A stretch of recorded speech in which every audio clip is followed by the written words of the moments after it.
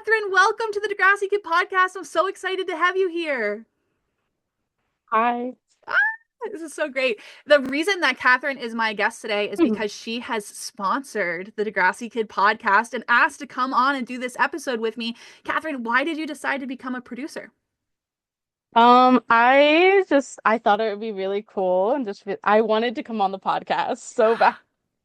I love that. And I'm excited to have you. And one of the other perks that you got is you got a package with a whole bunch of extra stuff in it. What did you think about it? Did you like it? Oh, I loved it. Will you reveal to everybody the special autograph that you got for being a producer? Yeah, it was Annie Clark. Were you excited about that? Yes. Now I I got two. Woohoo! I love that. I know she's my favorite person to give autographs from. All right, Katharine, we're going to start the podcast. I'm going to ask you, can you introduce yourself by telling us who you are, where you're from, and give us an overview into how you got into Degrassi? So my name is Catherine, or Kate is what most people call me. Um, I'm from Frederick, Maryland, and I started watching Degrassi during season 10. Mhm. The first episode I saw was when Jenna found out she was pregnant. And then I watched it from the beginning, from season 10. And from then, I would see all the episodes on Teen Nick during their like crash courses. What makes you still connect with the show so much that you still love it?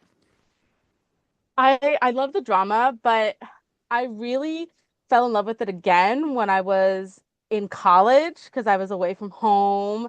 And it was something that I could watch and it made me feel better. Oh, I love that. I understand Degrassi's my comfort show. Anytime I need something to throw on, it's there for me and it's been there for me through my highest and lowest moments in life. So I'm with you. I'm excited because today we are talking about something that I've actually never talked about on this podcast, which is the most iconic couples on Degrassi. We're going to talk about what makes fans love them. What do we think about them? We'll also see if our lists are the same. I came with my top five. We'll see if you have the same top five, and we'll go through them one by one to see what makes them iconic. The first thing I'm Okay. going to ask you is who is your number one pick for most iconic couple on the show? Eli and Claire. I knew that would be your pick, and that's also my pick too. And I genuinely think that is the number one pick for all of Degrassi. In your perspective, why do you think Eli and Claire are so loved by the fandom specifically? I feel that, well, Claire specifically, she was the main character in her era, really. Hmm. And we got them for so long because not all the couples we got for a long time. And I think because of the evolution of how they started and where they ended Mm. was really important. I agree too. I think you're right. The fact that we already knew so much about Claire really helped us like be invested in her drama, especially like her new like she's gone of JC and Kenna. They're all moved on. Like where is Claire going to go in the future? And I agree because a lot of the time on Degrassi, there's so much overlap. And Claire did have a lot of love interests, but Eli pretty much just had Claire, a dead ex-girlfriend, and a roommate that he was attracted to. That was about it. Yep. What do you think personally about the couple? Do you agree that they should be seen as one of the most iconic from the show? So when Eli was diagnosed with, bipolar, Hmm. I feel that Claire was the only one that really like grounded him Mm. and he felt like safe with her. Oh, I like that. I agree. My honest opinion is I do think Eli and Claire were really iconic. I do think they were the number one. I think especially in that era, emo boys were like all the rage, especially someone who's going to be so obsessed with you. But in my opinion, I do think they were too toxic of a couple. What do you think about their toxicity? Do you agree? I think at the beginning when he was like before he was diagnosed, he was very clingy, but Mm, I think like when in his like senior year and especially when he was in college, I mm, don't think they were that top. I mean, there was issues and everything, and I don't agree with the whole Drew storyline. hmm. Oh, But other than that, the Drew I storyline was think crazy to me. yeah, I do think when he was in college, it was probably the best of their relationship. That makes sense. They were toxic, but then they worked through it together. He got his diagnosis. They were able to talk Yeah. more. That makes total sense.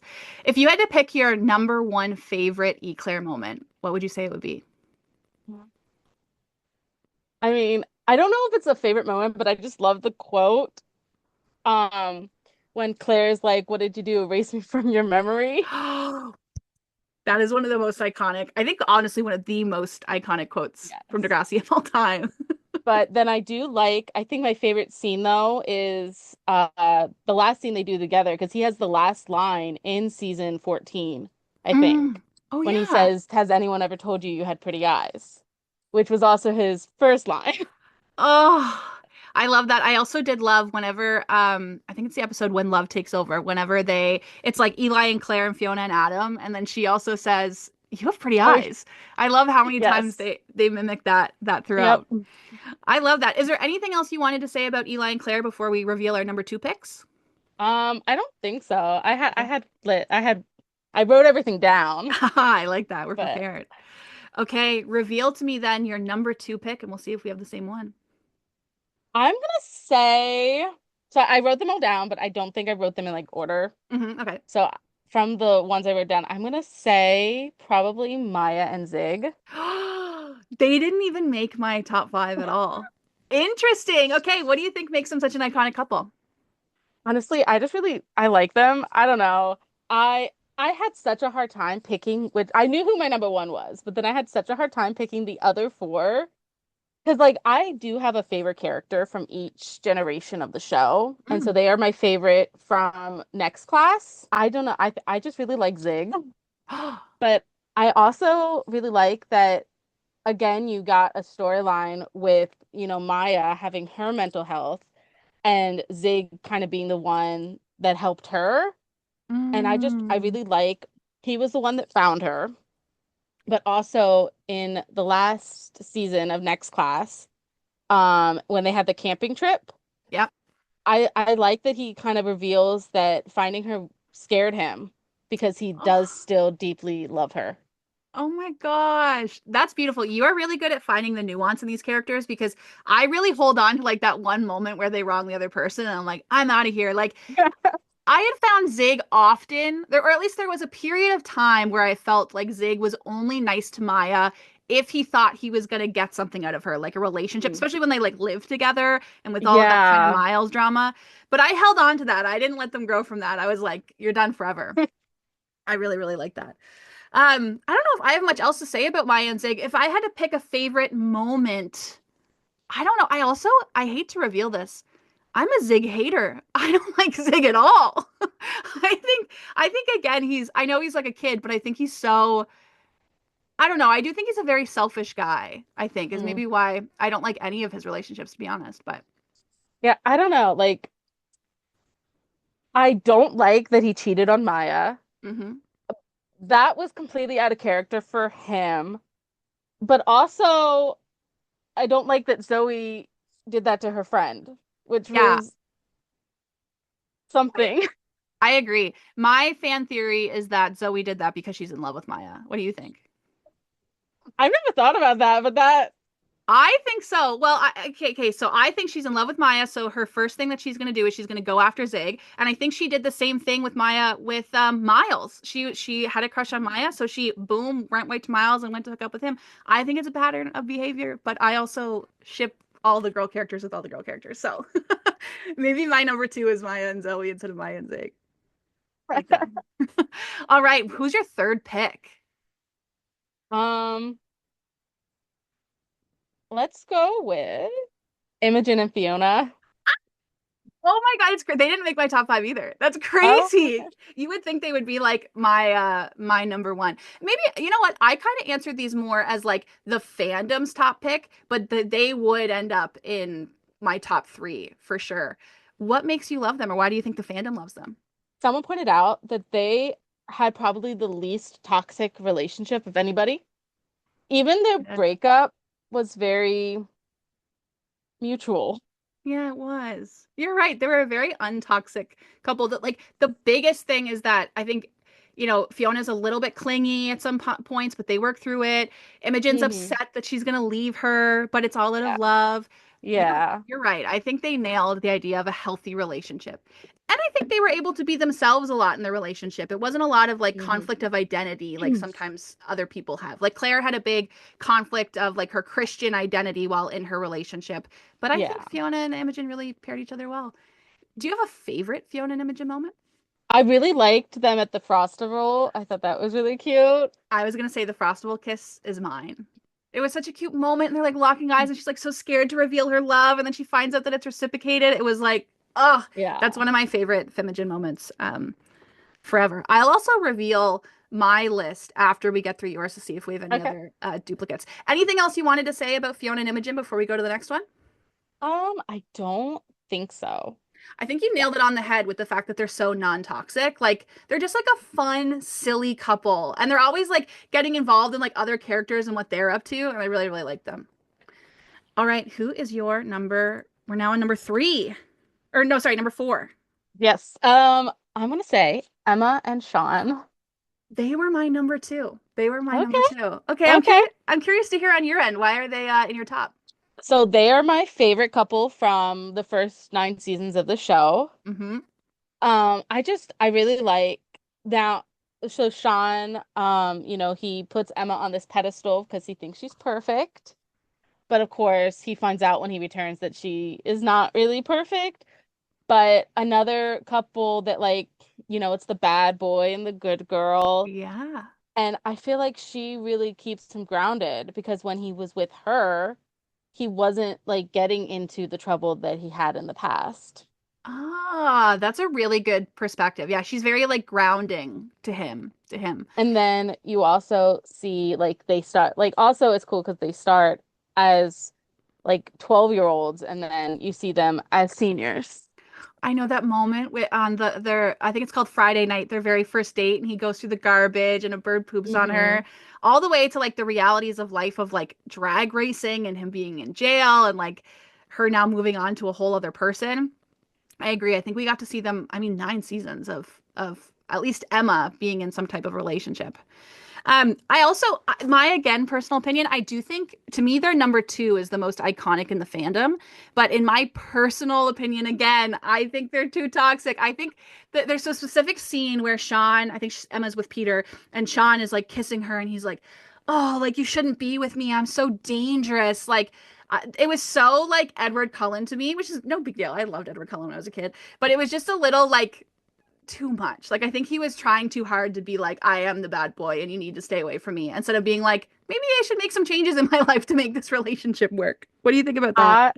I I honestly I love that scene. It's one of my favorite scenes. And it's funny because I redid that scene in like the fan fiction I wrote Mm. because she was married to Spinner and I had Sean come back and they make out in his car. And would you say that's your all-time favorite Sean and Emma moment? Um, Honestly, I really like when he comes back Mm. and like is trying to win her heart and then man honestly when Manny tells him she's in a good place now, don't go after her. That is so good. I like that one. I also like whenever they're at it must be Rock This Town where they're gonna hook up and then she's too drunk and then he takes care Oh, of her. That's also one of my all-time oh, favorites. that's a good scene.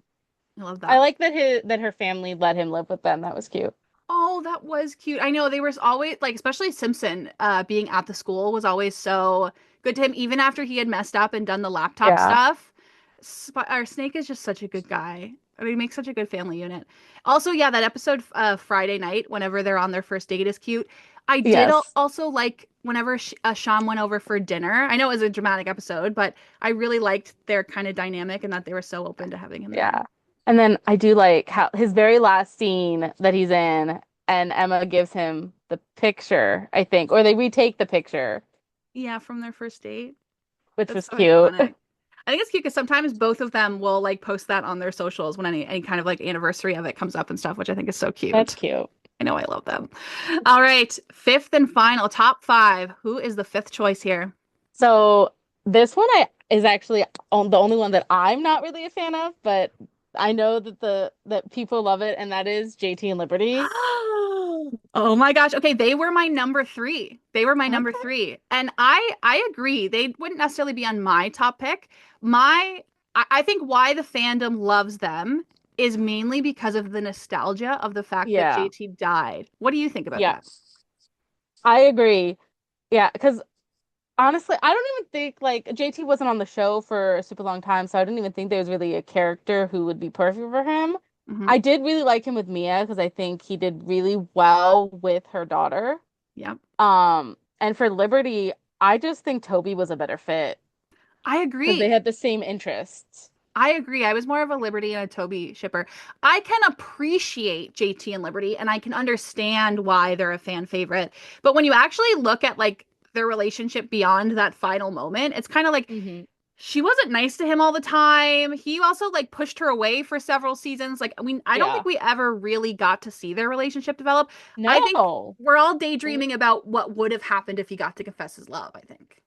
Yeah. And I do think that like they probably would have, stayed until graduation Hmm. and then we would have never seen him again. I agree. Like like Toby, we never saw him again. I agree. I agree. Yeah, and I was actually really stoked whenever Liberty and Toby got together. I know it was kind of like, oh, we shouldn't. We're just like bonding over JT being gone, but I was like, this makes Yeah. way more sense to me. And they've been friends for Hmm. so long. I Yeah. ship it. I ship it. Is there any other couples that you want to give an honorable mention shout out to, or is that's your list? Um, well, I'm thinking. I mean, from the Degrassi junior high and high, I really liked Joey and Caitlin. Oh, iconic. Iconic. And the fact that we got to see them for so long, Yes. crazy. And I don't know. I think it's funny because Joey turned into this responsible guy and Caitlin turned into the not responsible. That's such a great point. Yeah, she did. Oh my God, you're right about that. What did you think But about the fact that Kevin Smith ruined it all? I think it's funny because he wanted to kiss her. Like Kevin Smith was a huge fan and had a huge crush on Stacey Mistison. Hmm. And he ruined it for everyone. I know. At least there was like a main purpose behind it because it would have been brutal if they were just like, "Okay, we're done forever now." At least we have the lore. We have the lore. But I did not like the girl that Joey ended up with. No, Like I think he should have she, ended up with Caitlyn. yeah, maybe he did. Maybe Yeah. he moved to Calgary and They kept disconnecting and reconnecting. I think they probably reconnected yeah, again. Probably. totally. I love that. The other two that were on my list, which I don't necessarily think I loved them, like my number one favorite would be Fiona and Adam before they broke up. But in terms of iconic to the fandom, one of mine was Jay and Manny. Would you say that they're an iconic group?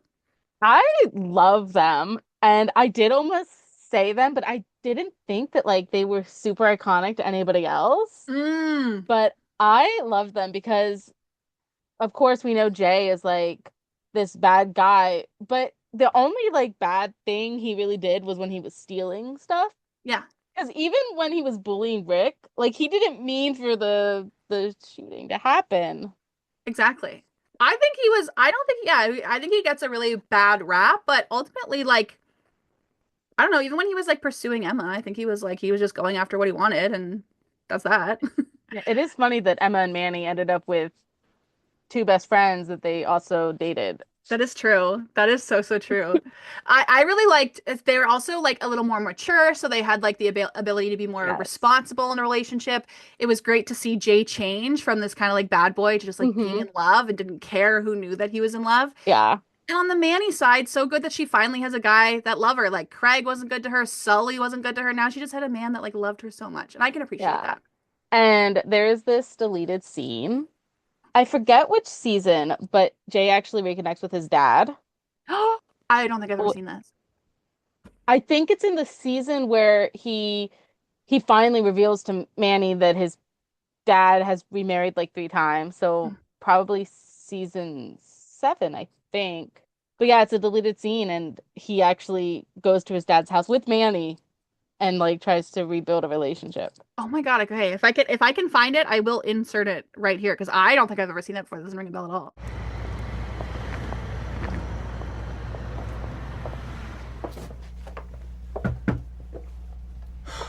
You can do this.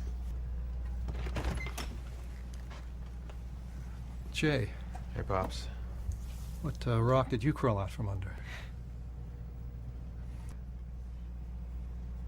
Come here.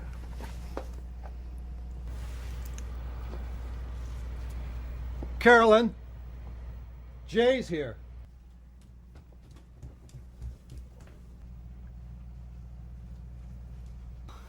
Jay? It's been forever. Yeah. I wanted you guys to meet Manny. She wants to get to know you. And she convinced me that I do too.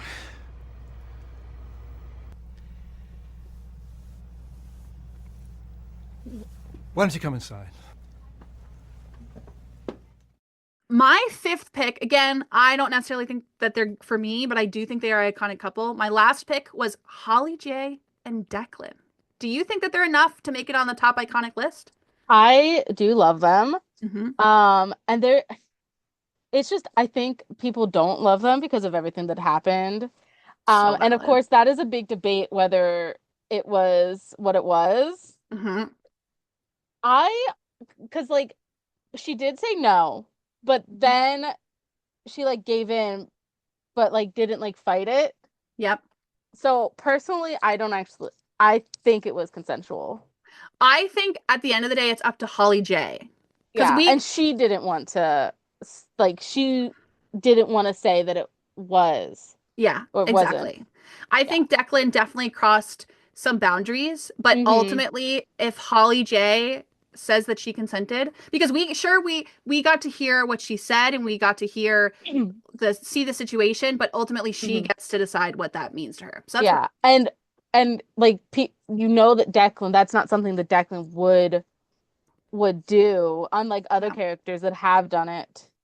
I agree. I think if Holly J had left that situation and said, "Yes, I experienced this, and hmm this is definitely what happened," I agree Yeah. with her. And if she leaves Yeah. that situation and says, "Nope, that's not what happens," I agree with her. So, And I think he was just so much better with her than Sav was because they were just like their relationship was really weird. mhm, But also with Declan, I think towards the end of the relationship, it got too much about money, as I agree. opposed to when it season 9, it wasn't like that. You're so So right. It was just liking each they other. kind of played his character dirty.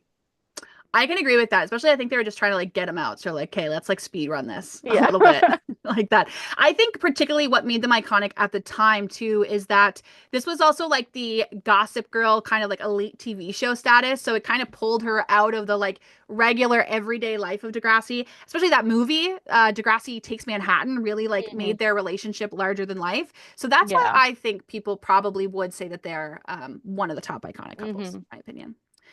Now, one of the things that has come up a lot in a lot of our pairings that we've chosen is that there is a recurring theme of good girl, bad boy. Why do you think that is so popular in teenage TV show relationships? I think people just love the drama because Mm, when it's the good girl and the bad boy, there's just so much drama with the good girl trying to keep the bad boy out of trouble and the bad boy trying to like corrupt the good girl, mhm. the drama. The drama. I agree with you because it's like, how far is the good girl going to go into like doing things she would normally do, and hmm how much is the bad boy going to kind of like pull back and put her feelings above the kind of dangerous stuff that he wants to do? Yes. Are there any other TV shows that you think really like got the idea of good girl, bad boy down? Oh, yeah, I have a list. Perfect. I'm so glad. Tell me about Um, them. so I want to say I would say Veronica Mars. Ooh, okay. Tell me more. I've never seen Veronica Mars. So Veronica ends up with this guy named Logan, and he's a rich boy. His dad's like an actor. Um, and they were like enemies at first because there was this whole situation with her best friend ended up dying, So and it was dramatic. his girlfriend. So like he hated her because he thought she did it. But he was kind of this like he was a bad boy, Mm. and they ended up getting together, and then they their relationship lasted the whole like series. Okay. And what did the fandom of Veronica Mars think about them? That I'm actually not sure. I think we all liked them because they broke up, got back together, broke up, got back Classic. together, and then they got married in the revival that they had. Okay, then this tells us that Eli and Claire and Sean and Emma and all the good girl bad boys should come back and get married in a reboot, Yes. basically. Is there any other shows that you'd like to shout out for doing this well? Uh, Gossip Girl. Ooh, I also haven't seen Gossip Girl, so you gotta tell me too. So Chuck and Blair. Blair was a good girl. She was a straight A student. They went to a private school, so they were all rich kids. Oh, classic. And Chuck was the misunderstood son of a billionaire who a lot of times before they get together was a lot of time just using girls. Mm-hmm. And they also ended up getting married in the show. Oh my God, they commit. They commit to it. Hmm. I do know about Gossip Girl and I do know about these characters, but I didn't know the in-depth lore of them. But if I had to pick a show, I probably would assume Gossip Girl did it the best. Give me one more. Do you have one more example of a good girl, bad boy trope? Let's go with Gilmore Girls. Oh, also haven't seen. I really only watched Degrassi, so you gotta give me this one too. I watch a lot of teen dramas. I love it. Um, so Rory and Jess on Gilmore Girls. So Rory is this she's not poor, but it's definitely lower middle class because her mom was a teen mom and like is a manager at an inn. And but Rory gets accepted to be at this private school. So she's like a straight A student, like really smart to get like a full ride scholarship. And then Jess is the nephew of the local diner, Ooh. and he comes from like a broken family. His mom's a little crazy. Mm-hmm. Dad's not in the picture, and so he's living with his uncle for a little bit. But unlike Rory's other boyfriend, who she had at the time because she was dating someone else when he came on the show, so Jess shares the same interest in books. And so Ooh. that's how they eventually bond. I like that. Okay, so we've got a couple from Veronica Mars. We have Gossip Girl, and we have Gilmore Girls, and we have Eclair from Degrassi. Who is your top favorite good girl, bad boy? A couple of those four. I'm gonna say Eclair. I knew you would pick Eclair. You love Eclair. I love it so much. I do. Do you think if Degrassi did a reboot, do you think they would bring back the good girl, bad boy trope? 100%. I think so too. I think it's like honestly not only just like teen TV staple, I think it is Degrassi staple. And I think it would be like one of their like leading things would be a good Yeah. girl, bad boy situation. And so many shows, even current shows, are still like doing that. Yeah, exactly. We just love it. We just love to see it. It's a trope that works. Hmm. Well, Katharine, we have chatted for over half an hour, which is crazy. I've loved talking to Grassy with you. Before we go, though, I do have some more questions for you because Hmm. you are also a TikToker. You not I only am. make videos about Degrassi, you make videos about all kinds of things. Hmm. Can you tell me, first, actually, how did you get into being a TikToker? So I started it when like everyone else was starting it during the pandemic. Classic. Um, because I started it, I was still in college and then everything shut down, and so I was home. And Mhm. so I just continued doing it. And I mean, I don't post every single day, but I do post whenever I get my Patreon package. I know, I love to see it. And then I post almost every single day in December. I like that. And I know I'm looking forward to your video where you review your experience of being a producer and talking about your time on here. I'm excited for that. If someone went to your page, what types of videos can they expect to find from you? So I do Degrassi videos. Um, I will talk about random stuff. Um, I think I've talked about The Sims. Oh, I love The Sims. I love The Sims. Is there I any know. video you've had that was like particularly popular, like one of your most popular videos? Yes, it's one of my pinned videos on my page. It was when that Lizzo song was really popular that was like I like boys, itty bitty boys, Mississippi boys. So I did two videos to that song. They're not the best quality because I couldn't figure out how to get the pictures to work. So it's me just filming the pictures on my computer from my Love it. phone. But I did the guys from Riverdale and then I did the hot dads of Riverdale. Oh, iconic. I love that. I know. I love that you talk about a whole bunch of like different shows that you love because it's so you're going to reach so many different people and also Hmm. people who cross love all of these different kind of things. So it's awesome. Most importantly, what's your username? How can they find you? So it's just Katharine.Boyd9816. Perfect. Oh, and it's even right there. Perfect. It's right there. Already on the screen the whole time. I love that. Awesome. Well, Katharine, we have done it. Thank you so much for being a guest on the Degrassi Kid podcast. What did you think about your experience being on the show? Oh, it was fun. Oh, I'm I so loved glad. it. Hopefully we can have you back someday. It was Okay. fun. It was fun too. Okay. Awesome. See you later. Bye. Bye. Thank you so much to Katharine for being a producer of the Degrassi Kid podcast. It was so cool to sit down with you and talk about this topic that I've never explored before on the channel. That was awesome. The nice thing about this episode is that it's also a part of our Degrassi Kid network. As you guys know, every single month I'm going to be connecting you to a really cool Degrassi fan who shows up for the show and expresses their love in a way that's unique to them. And for Katharine, that's making TikTok videos about the show. And she covers lots of other topics too. So go check her out. You will love what you see. We're also going to be welcoming our brand new Patreon subscribers. Those are Lulu, Emily, and Liz. Thank you guys so much for being brand new members and joining the team. It's so good to have you here.